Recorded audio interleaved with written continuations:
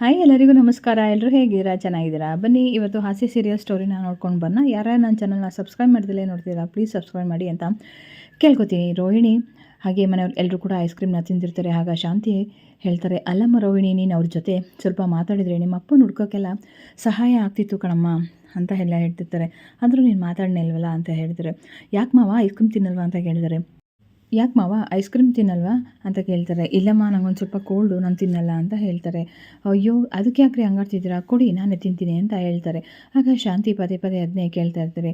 ರೋಹಿಣಿ, ಎಂಥ ಕೆಲಸ ಆಯಿತು ನೋಡಮ್ಮ, ನೀನು ಮಾತಾಡಿದರೆ ನಿಮ್ಮ ಊರವ್ರ ಜೊತೆ ನಿಮ್ಮ ಅಪ್ಪನ ಆರಾಮ್ಸೆಯಾಗಿ ಕಂಡುಹಿಡಿಬೋದು ಅಂತ ಹೇಳ್ತಾರೆ. ಅಯ್ಯೋ ಅತ್ತೆ, ನಂಗೊಂದು ಸ್ವಲ್ಪ ಹಲ್ಲು ನೋವ್ತಿದೆ, ನನಗೆ ನಿದ್ದೆ ಬರ್ತಿದೆ, ಮಲಗ್ತೀನಿ ಅಂತ ಹೇಳ್ಬಿಟ್ಟು ಅಲ್ಲಿಂದ ಹೇಗೋ ತಪ್ಪಿಸ್ಕೊಂಡು ಶಾಂತಿ ಕೈಯಿಂದ ಹೊರಟೋಗ್ತಾಳೆ. ಆಗ ಮೀನಾ ಮತ್ತು ಸೂರ್ಯ ಇಬ್ಬರು ಕೂಡ ಒಬ್ರಿಗೊಬ್ರು ನೋಡ್ತಾ ಇರ್ತಾರೆ. ನೋಡ್ದಾ ಹೇಗೆ ತಪ್ಪಿಸ್ಕೊಂಡ್ರು ಪಾರ್ಲರಮ್ಮ? ಅಯ್ಯೋ ಮೊದಲೇ ಹಲ್ಲು ನೋವು ಇತ್ತೋ ಏನೋ, ಸುಮ್ಮನಿರ್ರಿ, ಅದಕ್ಕೆ ಏನೇನೋ ಹೇಳ್ಬಿಡಿ ನೀವು. ಹಲ್ಲ ಕಣೆ, ಹಲ್ಲು ನೋವು ಅಂತ ಹೋಗಿ ನಾಟಕ ಆಡ್ಕೊಂಡು ಹೋಗಿ ಹಲ್ಲನ್ನೇ ಕೀಳಿಸ್ಕೊಂಬಂದ್ರಲ್ಲ ಅಂತ ಹೇಳ್ತಾರೆ. ಏನೋ ಇತ್ತೋ ಏನೋ, ನಿಂಗೆ ಎಷ್ಟು ಹೇಳಿದ್ರು ಅಷ್ಟೇ, ನಿಂಗೆ ಏನು ಹೇಳಿದ್ರು ನಂಬೋದೇ ಇಲ್ಲ, ಇಂಥವನ್ನೇ ನೀನು ಜಾಸ್ತಿ ನಂಬ್ತೀಯ ಅಲ್ವಾ ಮೀನಾ ಅಂತ ಹೇಳ್ತಾರೆ. ಹಲ್ಲು ನೋವು ಇದ್ದಿದ್ರೆ ಅವಳು ಯಾಕೆ ನಾಟಕ ಆಡ್ಕೊಂಡು ಹೋಗಬೇಕಿತ್ತು? ಸರಿಯಾಗೇ ಕೆಲಸ ಮಾಡಿದ್ದಾಳೆ ಶ್ರುತಿ. ಹಲ್ಲು ನೋವು ಅಂತ ಹೋಗಿ ಹಲ್ಲನ್ನೇ ಕೀಳಿಸ್ಕೊಂಬಂದ್ಬಿಟ್ಟಿದ್ದಾಳೆ. ಆದರೂ ಇವಳು ಬಣ್ಣ ಎಲ್ಲನೂ ಬಯಲು ಮಾಡಬೇಕು. ಇವಳದು ಇನ್ನೂ ಏನೇನೋ ಇದೆ ಒಳಗಡೆ ಸಮಾಚಾರಗಳು, ಅದನ್ನೆಲ್ಲ ಕಂಡಿಡಿದು ಹೇಳಬೇಕು ನಾವು ಅವಳಿಗೆ ಅಂತ ಹೇಳ್ತಾರೆ. ಆಗಲೇ ಅವರು ಸರಿಯಾಗೋದು, ಒಳಗಡೆ ಇನ್ನೂ ಏನೇನು ನಡೆಸ್ತಾ ಇದ್ರೋ ಏನೋ ಯಾರಿಗೆ ಗೊತ್ತು ಅಂತ ಹೇಳ್ತಿರ್ತಾರೆ ಸೂರ್ಯ. ಹಾಂ ಹೌದು ರೀ, ಹಂಗೆ ಮಾಡಿ.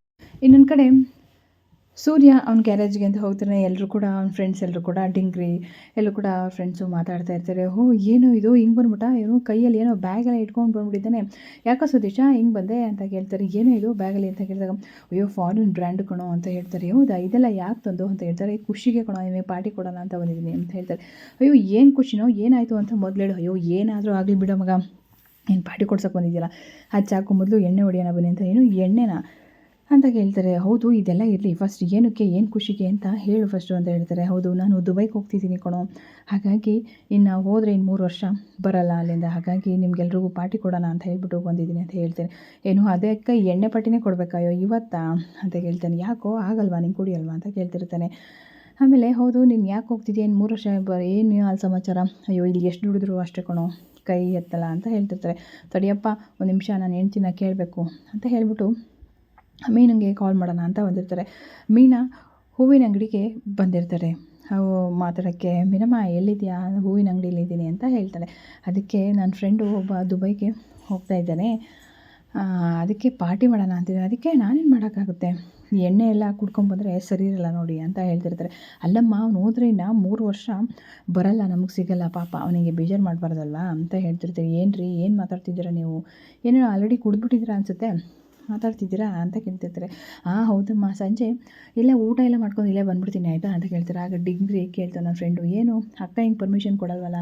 ಕೊಡಲ್ಲ ಗೊತ್ತು, ಆದರೂ ಇವನ್ನ ಬೇಜಾರು ಮಾಡಿ ಕಳಿಸೋದು ಸರಿ ಇರಲ್ಲ ಕಣೋ, ಅದಕ್ಕೆ ಸುಮ್ಮನೆ ಮಾತಾಡ್ತಿದ್ದೆ ಅಂತ ಹೇಳ್ತಾರೆ. ಆಗ ಹೂವಿನ ಮಾರ್ಕೆಟಲ್ಲಿರೋರ, ಏನಮ್ಮ ಮೀನಮ್ಮ ಕುಡಿಯೋಕ್ಕೆ ನಿನ್ನ ಹತ್ರ ಪರ್ಮಿಷನ್ ಕೇಳ್ತಿದ್ದೀರಾ, ಬಿಡಬೇಡ ಅವ್ರನ್ನ, ಸರಿಯಾಗಿ ಈಗಲೇ ವಿಚಾರಿಸ್ಕೊ ಅಂತ ಹೇಳ್ತಿರ್ತಾರೆ.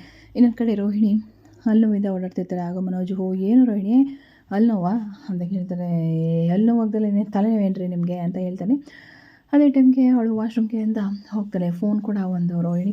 ಮನೋಜ್, ಇವ್ನು ಬೇರೆ ಸ್ನಾನಕ್ಕೆ ಹೋದರು, ಫೋನ್ ರಿಸೀವ್ ಮಾಡೋಣ ಅಂತ ಹೇಳ್ಬಿಟ್ಟು ಫೋನ್ ರಿಸೀವ್ ಮಾಡ್ತಾರೆ. ಹಲೋ ಯಾರು ನೀವು ಅಂತ ಕೇಳ್ತಾರೆ. ಆಗ ಏನಮ್ಮ ಇನ್ನು 10ನೇ ತಾರೀಕು ಬಂದರೂ ಬಾಡಿಗೆನ ಕೊಟ್ಟಿಲ್ಲ, ಪ್ರತಿ ತಿಂಗಳು ಇನ್ನು 5ನೇ ತಾರೀಕೆ ಕೊಡ್ತಿದ್ದೆ ಅಂತ ಹೇಳ್ತಾರೆ. ಯಾರು ನೀವು, ನಾನು ಶೋರೂಮ್ದು ಆಲ್ರೆಡಿ ಬಾಡಿಗೆನ ಕೊಟ್ಟಿದ್ದೀನಿ, ಯಾರು ನೀವು, ಅವ್ರ ಮಗನ ಮಾತಾಡ್ತಿರೋದು ಅಂತ ಹೇಳ್ತಾರೆ. ಅಯ್ಯೋ ಯಾರು ನೀವು, ರೋಹಿಣಿ ಫೋನಾ ಅಂತ ಹೇಳ್ತಾರೆ. ಹೌದು ರೋಹಿಣಿ ಫೋನೇ, ಇದು ಮನೆ ಬಾಡಿಗೆನ, ಯಾರಿದು ಉಳ್ಳಾಲದಲ್ಲಿ ಇರೋವಂಥ ಮನೆ ಬಾಡಿಗೆನ ಕಟ್ಟಿಲ್ಲ ಅಂತ ಹೇಳ್ತಾರೆ. ಅದೇ ನಿಮ್ಗೆ ಯಾರು ಅಂತ ಗೊತ್ತಾಗಲಿಲ್ವಲ್ಲ ಅಂತ ಗೊತ್ತಾಗ್ತಾರೆ. ಯಾರೋ ಮನೆ ಬಾಡಿಗೆ ಕೇಳ್ಕೊಂಡು ಫೋನ್ ಮಾಡಿದರು ರೋಹಿಣಿ, ಏನು ವಿಷಯ ಮುಚ್ಚಿಟ್ಟಿದ್ಯಾ ನನ್ನಿಂದ, ಈಗಾಗಲೇ ಸಾಕಷ್ಟು ಕೆಲಸ ಮಾಡಿದ್ಯಾ, ಏನೋ ಮುಚ್ಚಿಟ್ಟಿದ್ಯಾ, ಏನು ಹೇಳು, ನನ್ನಿಂದ ಮುಚ್ಚಿಡ್ತಾ ಇದೆಯಾ, ಏನು ಯಾರು ಅಂತ ಹೇಳಿದ. ಅಯ್ಯೋ ಅದ ಮನೋಜ್, ನನ್ನ ಫ್ರೆಂಡು ಅವಳು ಕೆಲಸ ಕಳ್ಕೊಂಡಿದ್ಲು, ಹಾಗಾಗಿ ನಾನೇ ಅವಳಿಗೆ 1-2 ತಿಂಗಳು ಮನೆ ಬಾಡಿಗೆ ಕಟ್ತಿದ್ದೀನಿ, ನಾನು ಕಷ್ಟದಲ್ಲಿರುವಾಗ ತುಂಬ ಹೆಲ್ಪ್ ಮಾಡಿದ್ದಾಳೆ, ಹಾಗಾಗಿ ನಾನು ಕಟ್ತಿದ್ದೀನಿ. ಈ ವಿಷಯ ನನಗೆ ಮೊದಲೇ ಹೇಳ್ಬೋದಿತ್ತಲ್ಲ, ಇದೇನು ಸಣ್ಣ ವಿಷಯ ಅಂತ ಹೇಳಲಿಲ್ಲ. ಅದು ಅಷ್ಟು ಅಲ್ಲದೆ ನನ್ನ ಫೋನ್ನ ನಾನು ರಿಸೀವ್ ಮಾಡಿ ನನಗೆ ಈಗ ದಬ್ಬಳಿಕೆ ಮಾಡ್ತಿದ್ಯಾ, ಒಂದು ಸಾರಿ ಕೇಳ್ದಾಳೆ ನೀನು ಅಂತ ಬೈತಿರ್ತಾನೆ. ಇನ್ನೊಂದು ಕಡೆ ಸೂರ್ಯ ಚೆನ್ನಾಗಿ ಎಣ್ಣೆ ಕುಡ್ಕೊಂಡು ಮನೆಗೆ ಬಂದಿರ್ತಾನೆ. ಮೀನಮ್ಮ ಎಲ್ಲಿದ್ಯಾ ಅಂತ ಹೋಗ್ತಾ ಇರ್ತಾರೆ. ಅಯ್ಯೋ ಬಾಗಿಲು ಎಲ್ಲಿದೆ ಅಂತಲೇ ಗೊತ್ತಾಗ್ತಿಲ್ವಲ್ಲಪ್ಪ ಅಂತ ಹೇಳ್ತಾರೆ. ಅದೇ ಟೈಮ್ಗೆ ಬರ್ತಾರೆ, ರೀ ಬನ್ನಿ ಊಟ ಮಾಡೋಣ ಅಂತ ಹೇಳ್ತಾರೆ. ಏನು ರೀ ಕುಡ್ಕೊಂಬಂದಿದ್ದೀರಾ, ಹಿಂಗಾಡ್ತಿದ್ದೀರಲ್ಲ ಅಂತ ಹೇಳ್ತಾರೆ. ಇಲ್ಲಪ್ಪ ಸತ್ಯವಾಗ್ಲೂ ಕುಡ್ದಿಲ್ಲ, ನಾನಂತೂ ಕುಡಿಯಲ್ಲ ಅಂತ ಹೇಳಿಲ್ಲ, ಕುಡ್ದಿಲ್ಲ ಅಂತ ಹೇಳ್ದೆ. ನನಗೆ ಗೊತ್ತು ನೀವೀಗ ತೂರಾಡ್ತಿದ್ದೀರಾ ಅಂದಮೇಲೆ ಕುಡ್ದಿದ್ದೀರಾ, ಎಲ್ಲಿ ಬಾಯಿ ಓಪನ್ ಮಾಡಿ ಬಾಯಿನ ಓಪನ್ ಮಾಡ್ತೀನಿ ನಾನು. ಸೂರ್ಯ ಅಯ್ಯೋ ಆ ಎಣ್ಣೆ ಅಂಗಡಿ ಹತ್ರ ಬರ್ತಿರ್ತಾರ ವಾಸನೆ, ಅದಕ್ಕಿಂತ ಕೆಡ್ದಾಗಿ ಬರ್ತಿದೆ ವಾಸನೆ. ಅಪ್ಪ ನನಗೆ ಉಸಿರಾಡೋಕ್ಕೂ ಅಷ್ಟು ಕಷ್ಟ ಆಗ್ತಿದೆ. ನಾನು ಇನ್ನೂ 3-4 ದಿವಸ ಬೇಕು ನನ್ನ ಮೂಗಲ್ಲಿ ಹೊಳ್ಳೆಗಳಿವರೆಗೆ. ಹೇಳಿದಿಂತಾನೆ ಕುಡ್ಕೊಂಡು ಬರಬೇಡಿ ಅಂತ. ಸಿಗಲಿ ನಿನ್ನ ಫ್ರೆಂಡು, ಆ ಕಚಡ ಫ್ರೆಂಡು, ಮಾಡ್ತೀನಿ ಅದರಲ್ಲೂ ಆ ಡಿಂಗ್ರಿ ಸಿಗಲಿ, ಮಾಡ್ತೀನಿ. ಯಪ್ಪ ದೇವ್ರಿ ಎಷ್ಟು ವಾಸನೆ ಬರ್ತಿದೆ ಅಂತ ಅಂದರೆ ಅದಕ್ಕೆ ಹೇಳಿದ್ದು, ನೀವು ಇದೆಲ್ಲ ಕುಡ್ಕೊಂಡು ಬರಬೇಡಿ, ನೀವು ಸರಿ ಇರಲ್ಲ ಅಂತ ಹೇಳ್ತೀರಿ. ಕುಡ್ಕೊಂಬಂದ್ರಿಗೆ ಮರ್ಯಾದೆ ಕೊಡಬೇಕು ವಿನಾ, ಕುಡ್ಕೊಂಬಂದರೆ ನಮಗೆ ಮರ್ಯಾದೆ ಸಿಗೋದು. ನಾನು ಯಾವಾಗಲೂ 3 ಹೊತ್ತು ಕುಡಿತಿದ್ದೆ, ಹೀಗೆಲ್ಲ 3 ತಿಂಗಳಿಗೆ ಒಂದ್ಸಲ ಕುಡಿತೀನಿ, ಅದು ನೀನು ಪರ್ಮಿಷನ್ ಕೇಳಿ. ಅದಕ್ಕೆ ನೀನು ಖುಷಿ ಪಡಬೇಕು. ನೀನು ಇದಕ್ಕೆ ಹೀಗೆ ಬೈತಿರೋದಾ ನೀನು? ಏನು ಸೊಂಟಕ್ಕೆ ಕಟ್ಬಿಟ್ಟಿದ್ದೀರ ಸರಿನ? ಏನು ಒನಕೆ ಒಬ್ಬವಾಗ್ಬಿಟ್ಟಿದ್ಯಾ? ಏನು ಹೊಡಿತೀಯ ನನಗೆ? ಹೊಡಿ ನೋಡೋಣ ಅಂತ ಹೇಳ್ತಾರೆ. ನಿನ್ಗೆ ಹೊಡಿಯೋದಲ್ಲ, ನಿನ್ನ ಫ್ರೆಂಡ್ಸು ಸೇರಿಸಿ ನಿನಗೆ ಹೊಡಿತೀನಿ ಈಗ. ಅಯ್ಯೋ ಎಷ್ಟು ಕೆಟ್ಟು ಸ್ಮೆಲ್ ಬರ್ತಿದೆ, ತಡ್ಕೊಳಕ್ಕಾಗ್ತಿಲ್ಲ. ಹೇಳ್ತಿದ್ದೀನಿ, ಈ ಥರ ಬಾಯಿ ಬಂದಂಗೆ ಮಾತಾಡ್ತೀರಾ, ಕುಡ್ಕೊಂಡು ಬರಬೇಡಿ ಅಂತ ಎಲ್ಲಮ್ಮ ಎಷ್ಟು ಹೇಳಿದರೂ ಕೂಡ ನೀವು ಕುಡ್ಕೊಂಬಂದಿದ್ದೀರಾ. ಇಷ್ಟೇ ಅಲ್ವಾ ನಿಮ್ಮ ಹೆಂಡ್ತಿ ಕೊಡೋ ಅಂತ ಬೆಲೆ? ನನಗಿಂತ ನಿಮ್ಮ ಹೆಂಡ್ತಿಗಿಂತ ನಿನ್ನ ಸ್ನೇಹಿತರೆ ಹೆಚ್ಚಾದ್ರ? ಹೌದು, ಅವರು ಚಿಕ್ಕ ವಯಸ್ಸಿಂದ ನನ್ನ ಜೊತೇಲಿ ಇದ್ದವರು ಬೆಳೆದವರು, ಹಾಗಾಗಿ ನನಗೆ ಅವರೇ ಹೆಚ್ಚು. ನಿಮ್ಮ ಮದುವೆಗಿಂತ ಮುಂಚೆ ಅವರು ಇದ್ದಿದ್ದು, ಈಗಲೂ ಅವರೇ ಇದ್ದಿದ್ದು. ನೋಡಿ ಹೇಗೆ ಆಡ್ತಿದ್ದೀರಾ ಕುಡಿದು, ಅದಕ್ಕೆ ಕುಡಿಬೇಡಿ ಅಂತ ಹೇಳೋದು. ಹೀಗೆ ಆಡ್ತಿದ್ದೀರಲ್ಲ ಅಂತ ಹೇಳ್ತಾರೆ. ಹೌದು, ನಾನು ಹೀಗೆ ಆಡೋದು, ನಾನು ಹೀಗೆ ಕುಡಿತೀನಿ, ನಾನು ಎಲ್ಲ ಹುಡುಕ್ತೀನಿ, ಏನಿದೆ ಚಾಪೆ ತಿಂಬು, ಹೋಗು ಹೊರಗಡೆ ಮಲಗ್ತೀನಿ ಅಂತ ಹೇಳ್ಬಿಟ್ಟು, ಹೊರಗಡೆ ಮಲ್ಕೋತೀನಿ, ಹೋಗು ಇಲ್ಲೇ ಮಲ್ಕೋ ನೀನು ಒಬ್ಳೇ ಅಂತ ಹೇಳ್ಬಿಟ್ಟು, ಕುಡಿದ ನಶೆಯಲ್ಲಿ ನನ್ನ ಫ್ರೆಂಡ್ಸಿಗೆ ಹೊಡಿತೀಯ ನೀನು ಅಂತ ನಾನು ನೋಡ್ತೀನಿ, ಅದು ಹೆಂಗೆ ಹೊಡಿತೀಯೋ ಅಂತ ಹೇಳ್ತಾರೆ. ನನ್ನ ಕಡೆ ರವಿ ಟಯರ್ಡಾಗಿ ಬರ್ತಾನೆ. ಆಗ ಶ್ರುತಿ, ಏನು ಮೊಬೈಲ್ ಬಿಸಾಕ್ತಿದ್ಯಾ ಅಂತ ಕೇಳ್ತಾರೆ. ನನ್ನ ಮೊಬೈಲ್ ನಾನು ಹೆಂಗಾರ ಬಿಸಾಕ್ತೀನಿ, ಎಷ್ಟು ಸಲ ಕಾಲ್ ಮಾಡೋದು, ಒಂದು ಫೋನ್ ರಿಸೀವ್ ಮಾಡಿದರೆ ಫೋನ್ ರಿಸೀವ್ ಮಾಡೋಕ್ಕಾಗಲ್ಲ. ಅಯ್ಯೋ ಮೀಟಿಂಗ್ ಅದ್ದು ಶ್ರುತಿ, ಅದಕ್ಕೆ ರಿಸೀವ್ ಮಾಡೋಕೆ. ಏನು ಅಮೇರಿಕನ್ ಪ್ರೆಸಿಡೆಂಟ್ ಮೀಟಿಂಗ್ ಆಯಿತಾ ನಿನಗೆ ಅಂತ ಹೇಳ್ತಾರೆ. ಆದರೂ ನಮ್ಮ ಓನರ್ ಜೊತೆ ಮೀಟಿಂಗ್ ಇತ್ತು ಶ್ರುತಿ, ಅದಕ್ಕೆ ರಿಸೀವ್ ಮಾಡೋಕ್ಕಾಗಿಲ್ಲ, ಅರ್ಥ ಮಾಡ್ಕೊ, ನಾವು ಸ್ವಲ್ಪ ಟಯರ್ಡ್ ಆಗಿದೆ, ಮಲ್ಕೋಬೇಕು. ಈ ಥರ ಬಂದ ತಕ್ಷಣ ಕಿರಿಕಿರಿ ಮಾಡಬೇಡ. ನೋಡು ಕಿರಿಕಿರಿ ಅಂತೆ, ರಿಸೀವ್ ಮಾಡಲಿಲ್ಲ ಅಂತ ಹೇಳ್ಬಿಟ್ಟು ಒಂದು ಸಾರಿ ಕೇಳೋಕ್ಕಾಗ್ತಿಲ್ಲ, ಆದರೂ ನೀನು ಹೇಗೆ ಕಾರಣ ಕೊಡ್ತಿದ್ಯಾ? ಅವ್ರು ನಮ್ಮ ಓನರ್ ಶ್ರುತಿ, ಹಂಗೆಲ್ಲ ಮಾತಾಡಬಾರ್ದು, ಅವ್ರ ಜೊತೆ ಒಂದು ಸಣ್ಣ ಮೀಟಿಂಗ್ ಇತ್ತು ಅಂತ ಹೇಳ್ತಾರೆ. ನಿನಗೆ ನನ್ನ ಬಗ್ಗೆ ಯೋಚನೆ ಇಲ್ಲ ಅಲ್ವಾ ಅಂತ ಹೇಳ್ತಾರೆ. ಯೋಚನೆ ಇದೆ ಶ್ರುತಿ, ಹಂಗೆಲ್ಲ ನೀನು ಈ ಥರ ತಪ್ಪು ತಿಳ್ಕೊಬಾರ್ದು, ನಾನು ಏನೇ ಹೇಳಿದ್ರು. ಹೌದು ರವಿ, ನೀನು ಮಾಡಿದ ತಪ್ಪು, ಒಂದು ಸಾರಿನೂ ಕೇಳ್ತೀರಾ? ನೀನು ನೋಡು ಹೇಗೆ ಆಡ್ತಿದ್ಯಾ. ಅಯ್ಯೋ ಇಲ್ಲೆಲ್ಲೋ ಚಾಪೆ ತುಂಬ ಇಟ್ಟಿದ್ದೆ ಕಣಪ್ಪ, ನಾನು ತೆಗೆದು ಹೊರಗೋಗಿ ಮಲ್ಕೊಬಿಡ್ತೀನಿ, ನನಗೆ ಟಯರ್ಡ್ ಆಗಿದೆ. ನೀನು ಎಷ್ಟು ಹೇಳಿದ್ರು ನೀನು ಅರ್ಥನೇ ಮಾಡ್ಕೊಟ್ಟಿಲ್ಲ ಅಂತ ಹೇಳ್ತಾರೆ. ಹೌದು ರವಿ, ನಿಮಗೆ ಈಗ ಇತ್ತೀಚೆಗೆ ನನಗಿಂತ ನಿನ್ನ ಕೆಲಸನೇ ಇಂಪಾರ್ಟೆಂಟ್ ಅಲ್ವಾ ಅಂತ ಹೇಳ್ತಾರೆ. ಅಯ್ಯೋ ನಾನು ಎಲ್ಲಾದರೂ ಆಚೆ ಹೋಗಿ ಮಲ್ಕೊತೀನಿ, ಮಲ್ಕೊಳ್ಳಮ್ಮ. ಹೋಗಿ ಆಚೆ ಅಂತ ಹೇಳ್ತಾರೆ. ಆಲ್ರೆಡಿ ಮನೋಜ ಮತ್ತು ಸೂರ್ಯ ಇಬ್ಬರು ಕೂಡ ಆಚೆ ಮಾತಾಡ್ತಾ ಇರ್ತಾರೆ. ಅವನು ಎಣ್ಣೆ ಗುಂಗಲಿ ಸೂರ್ಯ ಇದ್ದನು, ಏನೇನೋ ಮಾತಾಡ್ತಿರ್ತಾರೆ. ಅಯ್ಯೋ ನಮ್ಮ ಪಾಡು ಬೇಡ ಯಾರಿಗೂ, ನಾವೇನು ಮಾಡ್ಬಿಟ್ಟಿದ್ದೀನಿ ಅಂಥದ್ದು ಅಂತ ಹೇಳ್ತಾರೆ. ಏನರೋ ಇದು ಇಬ್ಬರು ಕೂತಿದ್ದೀರಾ, ಏನೋ ರವಿಕಂತ ನೀನು ಆಚೆ ಬಂದಿದ್ಯಾ? ನೀವು ಹೇಗೆ ಇಬ್ಬರು ಆಚೆ ಬಂದರೋ ನಾನು ಅದೇ ರೀತಿ ಆಚೆ ಬಂದೆ ಕಣಪ್ಪ. ಏನು ಮಾಡೋದು, ನಾವೇನು ಮಾಡೇ ಇಲ್ಲ, ಆದರೂ ನಾವು ಕೂಡ ಸಾರಿ ಕೇಳಬೇಕಂತೆ ಅಂತ ಹೇಳ್ತಾರೆ.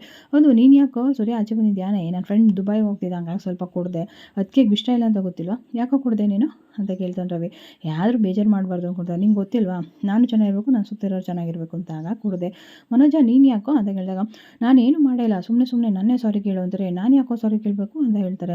ಆಗ ರವಿನೂ ಏನು ಮಾಡಿದವರು ಕೂಡ ಸಾರಿ ಕೇಳಲೇಬೇಕು ಅಂತ ಹಠ ಮಾಡ್ತಾರೆ. ಇದೆಲ್ಲ ನನಗಂತೂ ಸಹಿಸಿ ಬೇಜಾರಾಗೋಗಿದೆಯಪ್ಪ, ಮನೆ ಬಂದ ತಕ್ಷಣ ನೆಮ್ಮದಿ ಅನ್ನೋದೇ ಇರಲ್ಲ, ಅಷ್ಟು ಬೇಜಾರು ಮಾಡಿಬಿಟ್ಟಿದ್ದಾರೆ ಅಂತ ಅಂತಿರ್ತಾರೆ. ಕೊಂಡ್ರು ಇದಕ್ಕೆಲ್ಲ ಸರಿಯಾಗಿ ಪಾಠ ಕಲಿಸ್ಬೇಕು ಅವ್ರಿಗೆ ಅಂತ ಹೇಳ್ಬಿಟ್ಟು 3 ಜನ ಮಾತಾಡ್ತಿರ್ತಾರೆ. ಇದಿಷ್ಟು ಇವತ್ತಿನ ಸ್ಟೋರಿ. ನಿಮ್ಮೆಲ್ರಿಗೂ ಕೂಡ ಇಷ್ಟ ಆಗಿದರೆ ಪ್ಲೀಸ್ ಒಂದು ಲೈಕ್ ಮಾಡಿ, ಸಬ್ಸ್ಕ್ರೈಬ್ ಮಾಡಿ, ಹಾಗೆ ನಿಮ್ಮ ಸಪೋರ್ಟ್ ನಮಗೆ ತುಂಬಾ ಮುಖ್ಯ. Thank you.